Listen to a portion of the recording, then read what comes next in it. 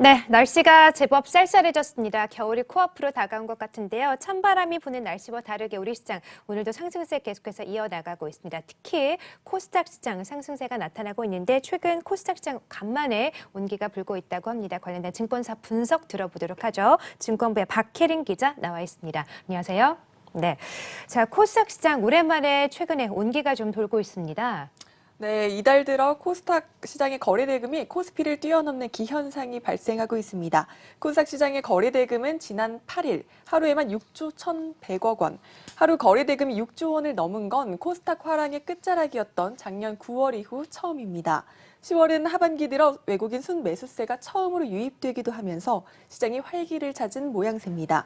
이 기간 코스닥 거래대금 상위 종목을 살펴보면 HLB, 신라젠, 헬릭스미스 등 바이오주가 대거 포진하고 있습니다. 따라서 제약 바이오주를 중심으로 거래가 빠르게 회복되면서 거래 부진에 시달리는 코스피와는 달리 코스닥 시장이 압도하고 있는 것이란 분석이 나옵니다. 또 오늘 한국은행이 기준금리 인하를 단행을 했는데요. 금리 인하로 증시의 유동성이 돌면서 코스닥 시장이 당분간 상승세를 유지할 것이란 긍정적인 전망도 나오고 있습니다. 네, 자 전망들도 긍정적인데 그렇다면 코스닥 시장의 부활을 기대해도 좋은 걸까요? 네, 사실 최근 거래 급증이 임상 결과 등 단순 이벤트 기대감에 있는 것인 만큼 재차 하락 가능성을 경계해야 하긴 합니다. 단기 이벤트성의 자금 유입이 아닌 코스닥 시장 전반의 부활을 위해선 여전히 해결해야 할 과제가 쌓여 있기 때문인데요. 먼저 신뢰도를 높여야 한다는 점이 관건입니다. 중요한 투자 정보가 되는 기업 공시를 제대로 하지 않아 코스닥 상장사들이 낸 제재금이 사상 최대 수준입니다.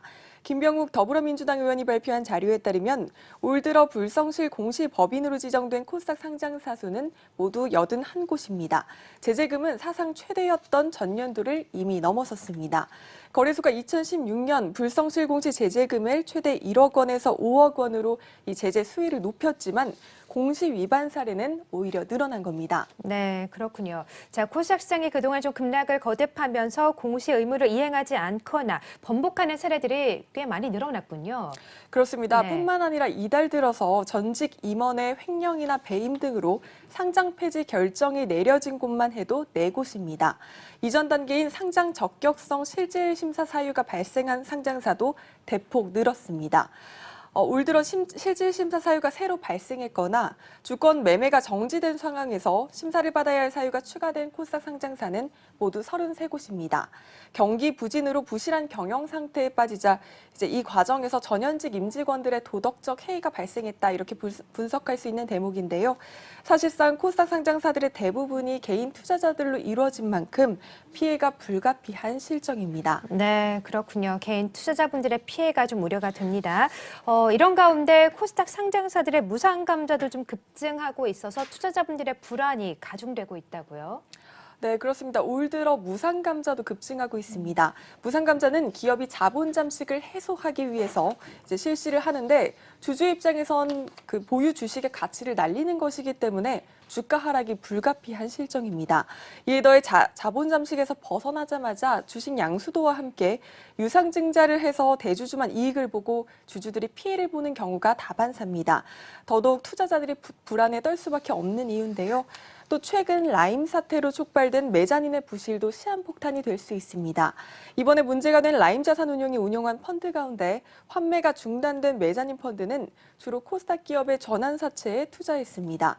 대체로 담보와 신용이 부족한 코스닥 기업들이 주로 메자닌을 발행해 투자금을 확보하는 경우가 많기 때문인데요.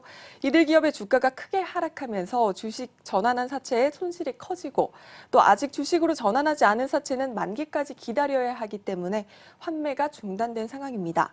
따라서 기업 재정 상태에 비해서 사채가 과도하게 발생한 기업은 투자에 각별히 주의해야 할 필요가 있다는 지적이 나옵니다. 네, 그렇군요. 자, 최근 코스닥 시장이 다시 한번 좀 상승세를 띠고 있긴 한데 아직은 해결해야 될 과제들이 많은 것 같습니다. 증권사에서는 어떤 문제들이 지적이 되고 앞으로 어떤 전망들이 나오는지 따져봤고요. 증권부의 박혜린 기자와 함께했습니다. 고맙습니다.